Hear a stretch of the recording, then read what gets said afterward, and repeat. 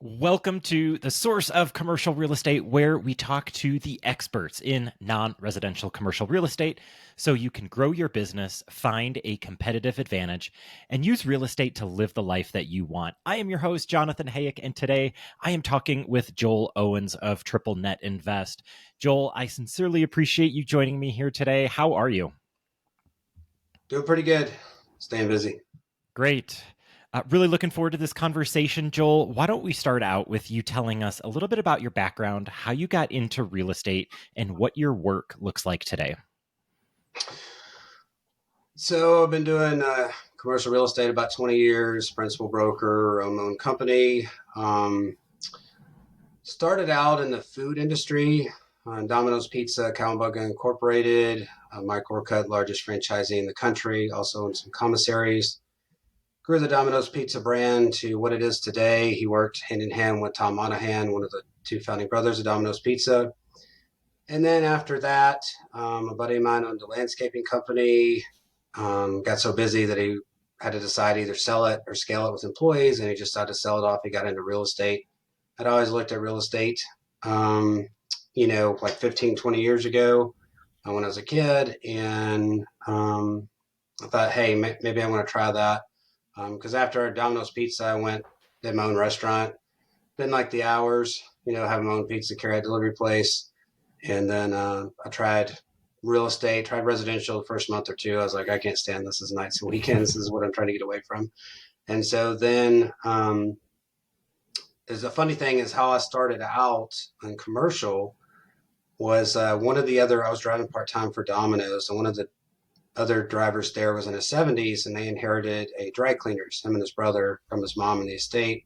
Developer approached them. It was a 20 something acres, 650,000 square foot mixed use development, retail development. And he wanted me to review the contract and meet with the developer. I met with the developer, caught every single out in the contract. There was like 10 different outs to extend or get out of it without paying money, all that stuff. Developer called me after that, commercial developer, and said, no one's ever caught every single out in the contract. They catch maybe two or three. And then they asked me to come on to assemble the land pieces over 2 or 3 years. And that's kind of how it got started. So I have to ask, when that experience happened, did you say you were delivering pizzas? Yeah, so what it was is I worked for Domino's Pizza in all facets, and then as a store manager and everything. And then I went out on my own and had my own carryout delivery restaurant, not Domino's, just my own brand. And then I got tired of the nights and the weekends and everything, so I shut that down after so many years, just because the amount of hours. You go vacation, come back, you had to put out fires, your employees didn't care like you did. And so while I was getting into real estate, I was like, well, I'll just drive for Domino's Pizza part time, as a driver. And then that's when, one of my buddies, the older guy, was a driver also. That's when he mentioned that this developer had approached him. And I was newly licensed at that time, maybe like Hmm. 6, 8 months in the business or something like that. And, I didn't like residential. And then when I started working with a developer, I'm like, well, this is right up my alley because I owned a business before with pizza. So I already understood retail, businesses, how all that stuff worked.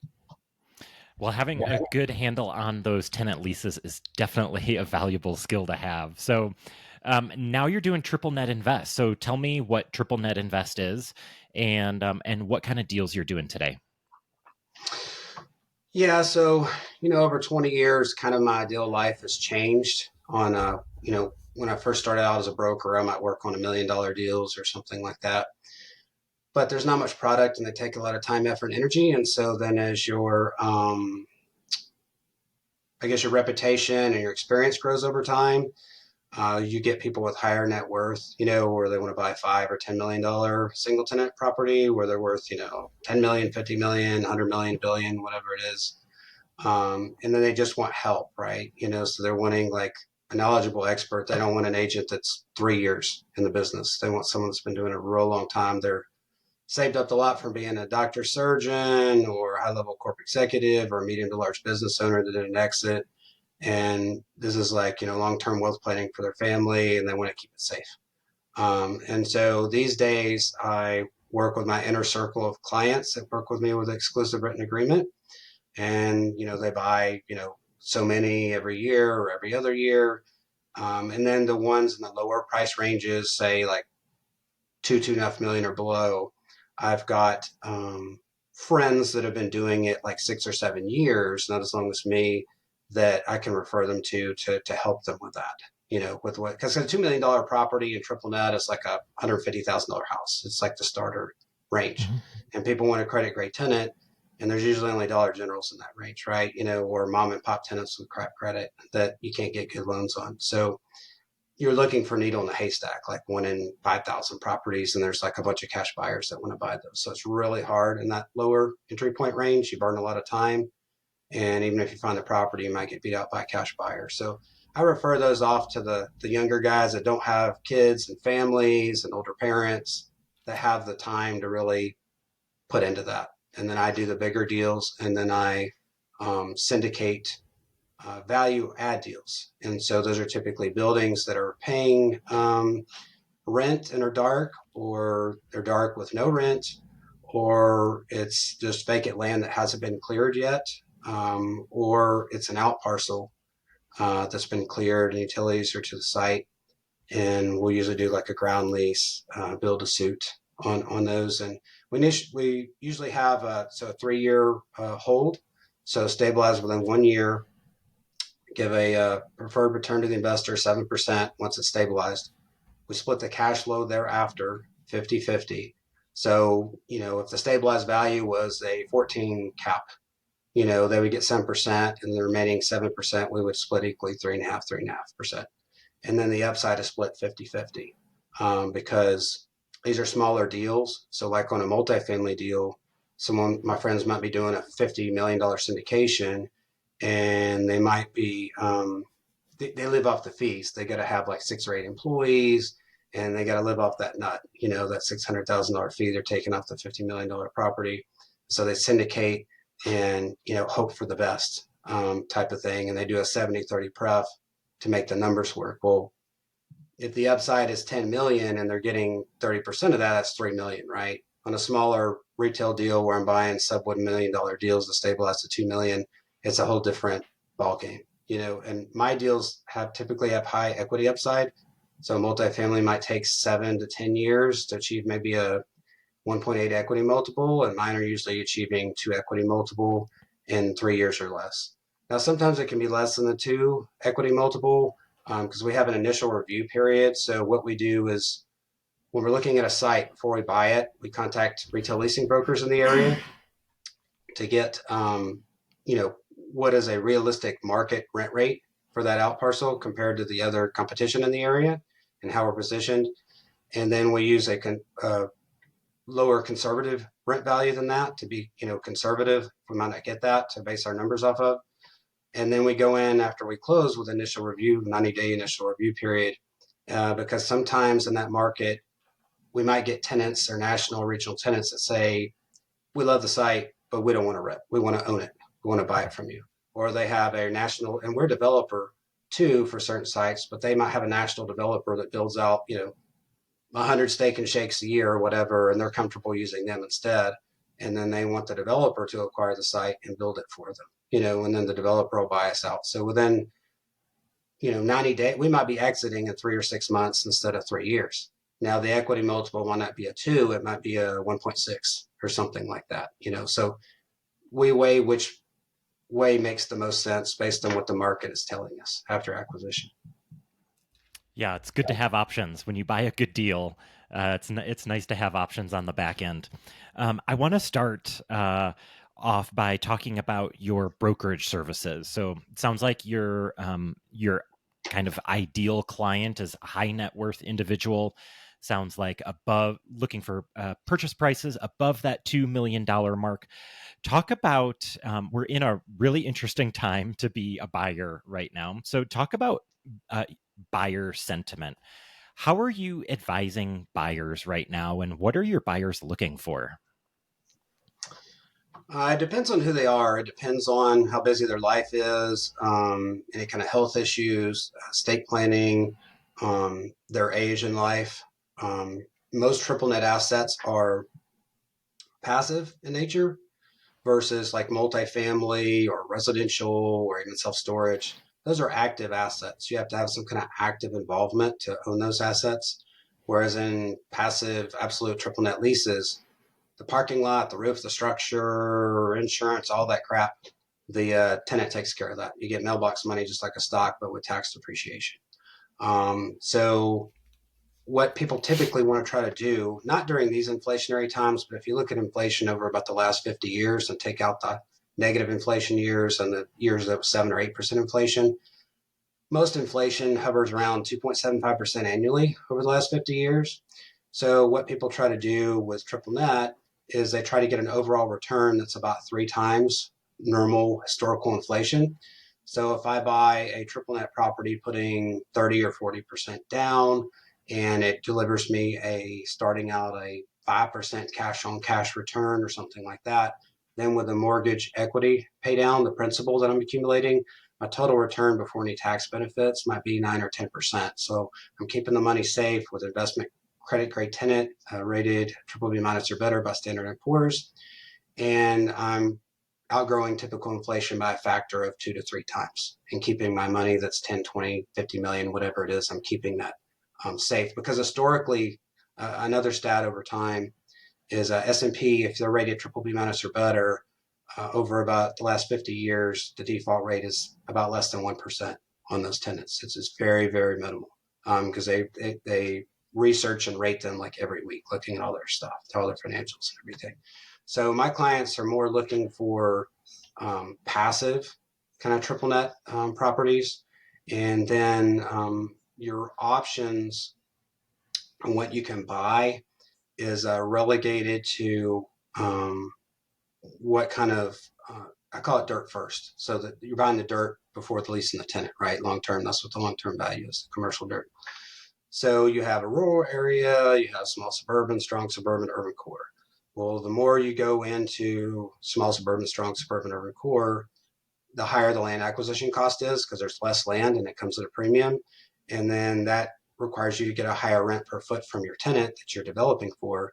And then that requires a higher purchase price. So in a strong suburban area, a developer, might be paying $1 million an acre for the dirt. And then with all their cost and tenant improvements and everything, they're selling in the market like 3 million and above in price, typically on a brand new construction in a strong suburban area. That's why if people are looking at 2 million, they're typically looking at an old building or a mom and pop tenant or, some kind of small town rural area where the national triple net lenders will pass on those, because they're weak demos. They're not 50,000 people or more in a 5 mile radius. They're not, 20,000 plus cars a day. They're not, the median income's low. It's like 30,000 instead of the 70,000 they want to see is kind of their, because these triple net lenders, if they don't service the loan, they want it to fit certain parameters so that they can sell it off easily to package it. Mm-hmm. And specifically so the numbers you rattled off, 9% returns in normal times. That sounds great. We're not in normal times right now, where most deals are negative leverage deals, where interest rates are high, cap rates are low. It's really hard to make deals cash flow right now. Do you have buyers looking for deals right now? Are they cash buyers? What are you seeing in the marketplace right now? Yeah, so there's a couple different factors to that. I can give you real world examples of some in 1031 exchange. Mm-hmm. So typically, so the buyer pool in properties 3 million or below is about 70% all cash buyers and then 30% finance buyers. Hmm. When you go up to like 5, 6, 7, $8 million single tenant deals, the cap rate tends to be higher. The interest rate on the loan tends to be 10 to 20 basis points lower because it's a bigger loan, which lenders find more favorable. And the buyer pool is less. So instead of competing against 10 offers, maybe you're competing against 2 offers in that price range. And then where the effect comes in is with leverage. When interest rates were 3.5%, cap rates were 5, you had 150 basis point spread between the interest rate and the cap rate. That allowed you to get in with 30% down before. Now most deals are 40% down because, someone's buying a $3 or $4 million property. The interest rates, even credit grade tenant, is 7% or greater right now. And the cap rates might be like a 6, 6.25. So you're negative 100 basis points between the cap rate and the interest rate. But it becomes a function of the loan to value what you're putting down. So if I have a client that's putting down, say, 2.5 million, and they're buying a 3.8 or $4 million property, their LTV might be 35-40% or somewhere around there. So even though the interest rate is higher than the cap rate, they're still cash flowing 5% cash on cash because the loan is so small as part of the purchase price. If you move that loan up to where you're crossing 55%, 60% LTV, then I really have to get kind of like maybe a 75 spread between the cap rate and the interest rate to still hit that 5% cash on cash. Now, some people aren't buying mainly for the cash on cash going in. So I kind of explain it to people like this. Um, I call it the arc curve.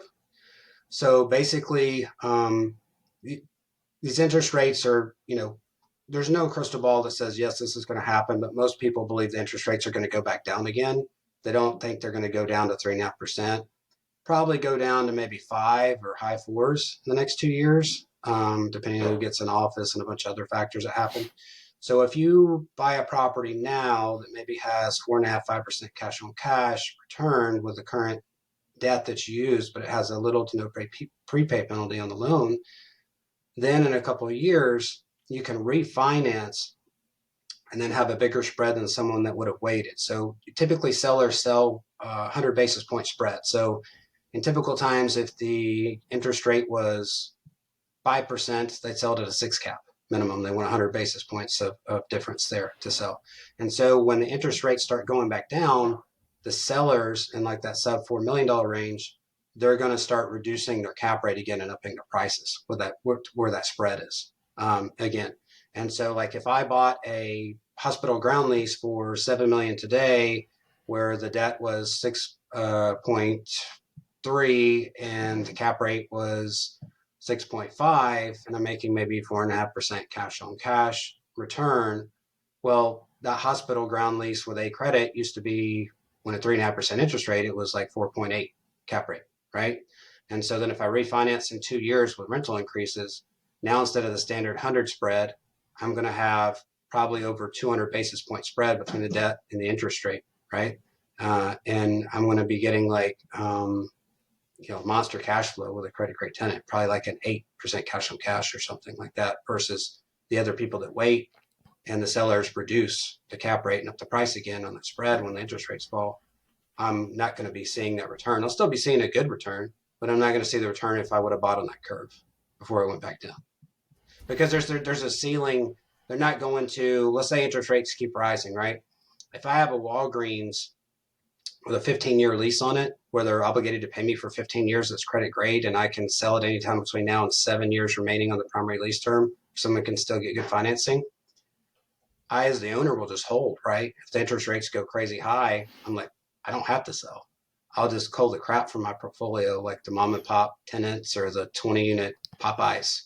I don't have to sell the credit grade tenants unless someone will pay me what I want. I can just hold it for a better time in the economic cycle to dispose of the asset, 1031 to something else. Yeah, definitely an advantage of getting a great tenant into a long term lease. Joel, I want to ask you about the other part of your business where you talked about your value add investing. You talked about buying vacant properties or nearly vacant properties. So these are heavy lifts. Can you talk a little bit more about your strategy with the deals that you're syndicating yourself? Yeah, so I only focus on single tenant. I don't like multi-tenant. Multi-tenant it's a pain in the ass. There's like a lot of mom and pop tenants, some regional, some national in the center. You got to know who's the best power center in the area. You got to fly there and look at it, who's got the best management and all that stuff. With single tenant, if you have a good retail leasing broker in the area and you look at the market in advance and you buy at the right price, you buy for low enough, then you can have a good exit where you don't lose money. And that's what I focus on. I focus on, okay, if a national tenant goes for the site, we can possibly get 2.75 equity multiple. But if a regional tenant goes for the site, we get a 2.25 equity multiple. If they all say they want to own the dirt, maybe we get a 1.5 equity multiple in less than the 3-year hold, right? So it all depends on those variables. And then what we found too is we're focused more on stronger locations now for acquisition, because before we might buy a smaller town if we got it for a cheap enough price. But those take a long time to find a local operator to buy it if the tenants don't want to lease it up. Because what we found is that even if it's a national brand, they don't want to operate a corporate store from a small town, and they want to find a franchisee. And if they don't have a franchisee, they're like, we want to be there, but we don't have someone that can go there right now because we don't want to run it as a national corporate. We don't want to be in a small micro market trying to staff it and do all that kind of stuff. So we've just learned over time that to focus on large major metros, and also like Raising Cane's and just different tenants, they call markets tiers. So like tier one would be like urban core, strong suburban, tier two, tier three. Before, when the economy was just booming and all the sites were taken, they were focusing maybe on more kind of tier three areas, just to keep expanding during that time. But now a lot more tier one and tier two sites have opened up for redevelopment, where maybe it was like a smaller operator that was undercapitalized or just poorly ran the operations and they shut down. Now that dirt's become available. And so they're like, well, with an economic down cycle coming, let's just expand in tier one and tier two and put tier three on hold for now that more premium sites have opened up. There are lots of investors that would love to do that. They would love to be able to purchase property and find a national tenant to occupy that space. So I don't know, what suggestions do you have, or what factors do you look at when analyzing whether a national tenant would be interested in a certain site? Uh, so national tenants operate differently than regional mom and pop tenants. Regional mom and pop tenants, they want to be in a good area, but they don't want to necessarily pay for the best out parcel or pay for the corner. They might want to be corner adjacent, or they might want to be mid block, which is down the road from that, just to be in that market. Whereas the premium tenants, like a Chick-fil-A, uh, they want to have the best site that generates the best sales. So just to give you an idea, with a restaurant, the rent to sell ratio, their health ratio, is you typically 10% or below. If they're above 10%, that's danger zone. 7% is good. 5% is crushing it. So, if they did, if they're paying 200,000 in rent and they did, 5 million in sales, the rent to sell ratio would be very healthy. So typically Chick-fil-A might pay on a ground lease 150,000, maybe 200,000 ground rent, and their average store is doing like 6 million bucks, right? So 10% they could pay 600,000. So they're paying nothing. But what they're doing now is most of the tenants want the larger sites. So if I buy a half acre site, I can only fit like a Scooter's Coffee on it, or Strickland Brothers Oil Change or something like that. All the restaurant QSR drive-throughs, they're more looking for like three quarters, preferably an acre and up, because like Chick-fil-A just gone to triple drive-throughs now. They were single drive-throughs, and that store might be doing 6 million, and then they move down the street to another location where they pay a lot more rent. But now with the double or triple drive-through, they're doing $10 million in sales. And so they used to have two drive-throughs, and now with three drive-throughs, what they've done is these mobile to-go apps and Uber Eats and all that kind of stuff. They want a dedicated drive-through just for that now, and then use the other two for the regular line, so they don't get jumped up, so they can do even more money. I mean, they do more than Starbucks, McDonald's, Subway combined average unit sales. I mean, they just crush it. They're just a category killer. Raising Cane's does about like, I don't know, 4 or 5 million. They're doing pretty good too. They're their main competitor. But the biggest thing I would say the disconnect is I used to try to call the real estate departments directly when I had a site. But what you'll find is they'll talk to me, but people are just starting out. Imagine this, okay? You are the vice president of Starbucks, right? For an area, for a region. You have a bunch of people that don't know what the hell they're doing, sending you a bunch of crap sites to try to get a national tenant on there, right? They don't know they're from the hole in the ground. They're just like starting out, like, oh, pray, give me a national tenant. Yeah, low cap rate. I'm going to make a ton of money.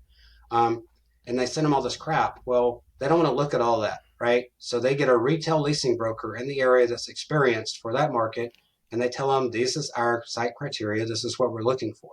We're going to have you as the point of contact, and all these crap sites, they're going to go to you, and you're going to scrub all these sites for us. And then the ones that look like the diamonds, then we're going to get on a call to discuss it. And then if it looks good after that, then we're going to put a letter of intent on the property. And then if it looks good after that, then we're going to come out to the site, tour with the committee, and see what the water build out would be, demands, and all this other kind of factors. And so that whole process for a national tenant, if you're going to do a build a suit for them, from start to finish, that could be a year before they're open. If they do a ground lease, it could be 6 months. So these aren't like immediate buy it and then they just like swoop in. The national tenants take a lot more time and more selective of their sites. They're based on how much sales they think they can generate from that location versus the rent they pay, versus the regional to mom and pop. They're looking more at not the business sales that they're doing, but they're looking more at how much rent am I going to pay, type thing. So it's a different animal. And the way I think about it is, I don't want a mom and pop tenant that can blow out in an economic downturn that's undercapitalized. So I'm not going to do a build to suit to them where their financing could fall apart, right? And they never open or something like that. Like I'll do a build to suit for a Starbucks or a Chick-fil-A or one of the national brands where I know they're going to open and I'm going to get that money back, with the form of the investment. But if it's the risk for a mom and pop tenant, I'd rather just sell it off to an end user or sell it to them or sell it to a developer, take my money, go return it, and just keep the diamond properties. Makes a lot of sense. Joel, in what markets are you working, or what markets are you particularly excited about right now? Yeah, so on the broker side, people sign an exclusive agreement to work with me for a year, covers STNL, MTNL properties.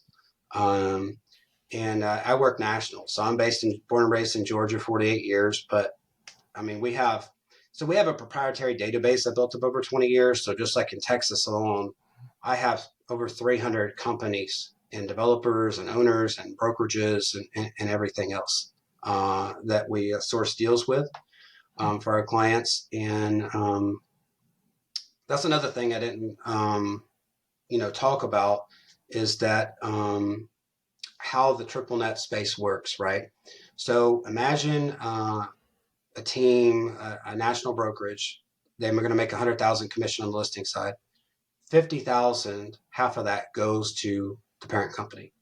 Then the three people on a team, the senior director might make 27,000. The guy in the middle gets 14, and the junior agent's getting 8,000 or something like that. So they have to do 6 to 10 transactions to my one deal. So what does that mean to a buyer looking to purchase a triple net property? Well, it means that whatever they make their money on volume because their splits are so low. And then if they have a good, bad, crap property, they're just selling whatever they can for the seller. So you're oftentimes getting the scraps, the junk, right? Because they don't know you the buyer. You'd be worth $20 million, but if you have a lot of questions for that listing broker, they don't have time for you. They don't want to. They don't want to listen to all that crap. They just want to churn and burn. And so they love someone like me because they know there's very few guys like me that's at their level on the buyer side, helping buyers. They know I vet the buyers. I looked at their financials. I got them pre-qualified. They signed an exclusive agreement. I control them, control the whole process. I have a whole process for everything that I've gotten down on almost perfection. And they know it can be a handoff to me and a surety to close. So if there's 4 other offers that come in and they're all the same, that listing broker is going to push my offer to the seller to take because they look good at their seller versus someone that's new to the space, unproven. They take their offer, it falls out mid deal, they get egg on their face, and then now they don't get listings from that developer for 3 or 4 months because they go with another company because they wasted their time. So that's how it works in the real world. And the difference between me is I'm already wealthy, and I don't want to sell you a piece of crap and then you come back to me in 3 years and want me to fix a problem. I got an 80-year-old mom, I got a 3-year-old son. I don't need that crap in my life, right? I want to do good by people. So if it takes 6 months to find it, it takes 6 months to find it, the right property. We'll be patient. It's a 1031 exchange. I'll do what I can in the time that's allotted to get you the best thing that I can in the price range that you can afford. Um, I'm not Jesus. I can't walk on water, but I'll help you get, the best that I can, so people have to be realistic with that, on that side of it. And then as far as markets that we focus on, 75% of net migration is moving away from the cold belt states to the warm belt states. And so most of the high growth states are Georgia, Florida, Texas, Arizona, and then what we call the tweener states, which is Tennessee, South Carolina, North Carolina. That's where a lot of the growth is happening. So the cold belt states, they were overbuilt for retail now because a lot of them have net migration away from those areas. And so there's a lot of empty buildings that are sitting there, right? So those kind of dead towns where the population's moving away and just the old people are staying and they're dying off, none of the tenants want to expand in those areas. Very little, unless it's like a local tenant that's got two or three, you know, locations or something that's local to that area. Um, they might expand. Like a national tenant might expand one location in that area, whereas down in Georgia they might want to open 10 in a year here because the market's that much stronger, and we have better economic development departments. So also a political factor comes into play. In a coal belt state, it is a privilege for you as a business to open there. They hit you with permit fees, impact fees, a bunch of crap of red tape. I've known developers in coal belt states. It took them like 3 years to build a retail center or do a single tenant property. And in the warm belt state, in the same time span, they did like 5 properties there in the same time span because of less, and then they give you like waiver of impact fees, economic employment credits for hiring so many employees, all this stuff to make the warm belt state. It's just a different thought process and way of being. They don't beat them up on taxes, property taxes, everything. It's just a totally. So I still have clients that live in cold belt states that will buy there, but it's real like it's small little circles of areas that are highly affluent that are still growing, and then there's a bunch of dead areas. Whereas like in the warm belt states, it's like big areas that are just going out like this and interconnecting with each other everywhere because everybody's moving to those areas. Um, and the tweeners are kind of like people move to Florida from New York and they're like, oh my God, it's not nice here for the full year. When I first visited, I thought the weather was like that the full year, and then it's muggy and it's miserable. And then they say, well, let's move back. And so then they move to Georgia or they move to the Carolinas where, it's cooler some parts of the year and you still get nice weather. So that's kind of in a nutshell, like how people view trends and everything. Joel, what's your best suggestion for sourcing deals, both for yourself and for your clients right now? So sourcing deals, the odds of them having a better network than I built up over 20 years is next to impossible, right? Because that's all I do. I live, and breathe it every day. Um, Someone that is looking for to syndicate their own stuff, they wouldn't be an ideal client of mine because like if I work to find them $1 million property where I'm only making 25,000, that's a waste of my time when my average commission on the broker side is 6 figures, right? Buying a $4 million property. So that'd be me going backwards. I don't have time for that stuff. So they can either invest with me passively or they can buy directly at a certain level, and then it makes sense for us to work together, one capacity or another. If they want to buy smaller deals, I would say contact the agents that are like 5 years or less in the business that are trying to build their book of business, and contact a bunch of those, and they don't require an exclusive agreement because they're not already wealthy, they're desperate basically, and have them grind it out to try to find you something that'll work and do a Hail Mary together where you're both learning at the same time, maybe. Because here's the reality, right? If someone at my level, if you're contacting me wanting to buy some sub $1 million property with all this value add crap, or I want to make 25,000, I don't have time for that crap, right? I'm past that. I'm 20 years into my career. I'm doing bigger deals, so I don't have time for those type of clients. So I either refer them off or do something like that, you know. So that's typically how that works. It's more of what deals are you trying to put together? What's your track record? Like our value add deals, we just take them down all cash because anything like any loan like sub 2 million, you're not going to get the bridge lenders interested on the commercial side. And so then you're going to a local bank to try to get capital partial capital with your syndicators to then buy a property. Well, that's not how you're going to get a good price. How we get a good price is we go in and say, you don't want to wait a year for that end user tenant. You want your money today. We pay all cash, close quick. You know, we're not bringing a tenant in tow or they have to have a lease in place and all that crap. We know how to vet a site ahead of time to know if it's going to be a hero or zero, you know, because we've been doing it a long time.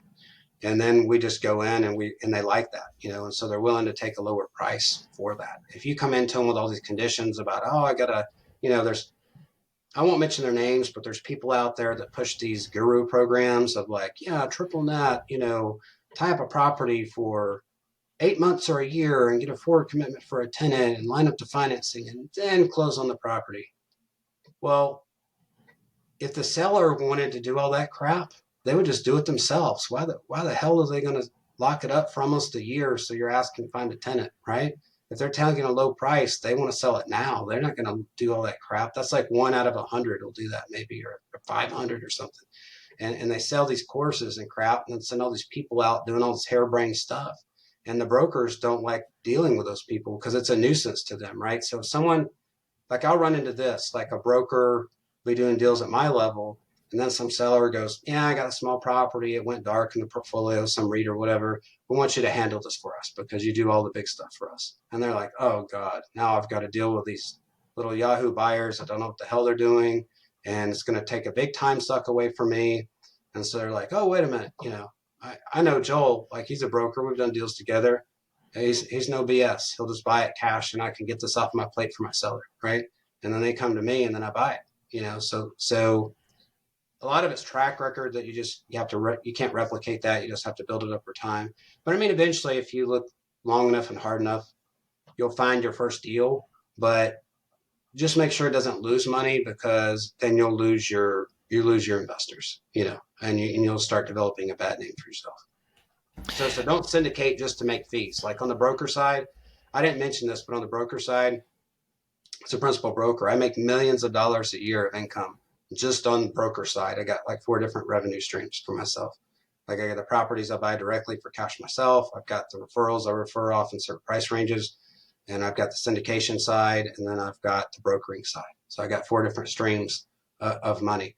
And so what that means is when I syndicate a property, I want it to have high equity upside for me as well. I want to be a success, right? I'm not syndicating a stabilized $7 million strip center, taking a $200,000 fee and living off the fees, and then praying like hell that it works out. You know, if I buy 10 of them and make $2 million in fees, and then half of them like lose their eyes, and then the investors get wiped out or something. You know, I'm only syndicating value add deals that I feel will make me money because otherwise, why would I syndicate those deals when I'm making millions as a commercial broker already? I'm already making a bunch of money, right? So why would I syndicate just to earn the fees? So that's something people really got to watch out for when they're looking at these syndications. Like, don't just do it to make fees, to make money over people. And then when you're investing with someone, make sure they're not living up the fees and they have high overhead with all these people that they have to pay to do these deals. Great advice right there. Joel, this has been a great conversation. I've really enjoyed hearing about your strategies and working as a buyer's broker for the triple net properties and buying vacant properties and vacant land to try to source them to national tenants. It's been a really fascinating discussion. If listeners want to connect with you, where would you like to send people? Okay, so my website is nninvest.com. On that site, you have there's a free book, my personal book, and then also the business book on TripleNet. You have to fill out a form, but the book is free. The books are free. If you want to talk to me individually, you're going to have to fill out a form on Start Today, and you're going to have to show your liquidity and net worth statement because my time's worth about $3,000 an hour. And so if you're going to, I'm an acquisitions director where you fill out if you want to invest in our syndication, he will contact you and go over all the different investment deals and what we're currently offering they could invest in and how the process works. People want to work with me directly as a buyer broker, like finding them something, then they have to fill out that Start Today form. And then I jump on a quick call with them to discuss if we're a good fit working together, or I need to refer them off to someone else in a smaller range. And then also they can go, I didn't mention this before, but I'll kind of tell the story. I don't know if you're familiar with Hmm. biggerpockets.com. So way back, this is a long time ago, Josh Dorkin, the owner, founder, Bigger Pockets. A lot of people don't know this, but there was no Brandon Turner. There's no David Green. There's none of these Scott Trenches, none of these people. He worked about 80 hours a week didn't take a day off for, I think, 7 or 8 years. And during that time, there's John Holdman, the moderator, senior moderator. And then there was me and Jason Scott and Will Bernard. And there's just, I guess, about four of us or something that were moderators on there that we, volunteered for free to help Josh out with the site, and kind of moderated. I think there's only maybe like 5,000 investors back then or something. Now it's got over 2 million. They're mainly like old people that have been investing for 40 years back then. It was a different site, right? Um, and, you know, Josh has since sold off part of the company to, another company that kind of runs it day to day. He's retired in Hawaii and stuff. But that's how I kind of started back then. And if people go find me on there, I'm the commercial moderator of Bigger Pockets. And I've got over 15,000 posts on there where they can read through stuff I've posted over decades, answering questions on TripleNet and other topics. And they can take their own time and read through those things. But if they want my specific time, you have to sign exclusive agreement because I only have so much time to do things these days. But you can go in Bigger Pockets. I've got dozens of these podcast shows out there where I'm talking. I've got the two books that I've written. There's stuff on your own time that you can digest, on your own time. But if you want to work with me directly, you have to, fill out that form and get in contact with us. Perfect. Joel, thank you so much for sharing your time and your expertise today. I sincerely enjoyed this conversation. Thank you so much for joining me. Take care. All right. Thanks a lot. Okay, listeners, thank you so much for listening. We appreciate you. If you enjoyed this conversation, feel free to reach out to either one of us. We love talking about commercial real estate and we'd love to connect with you. Until next time, take care.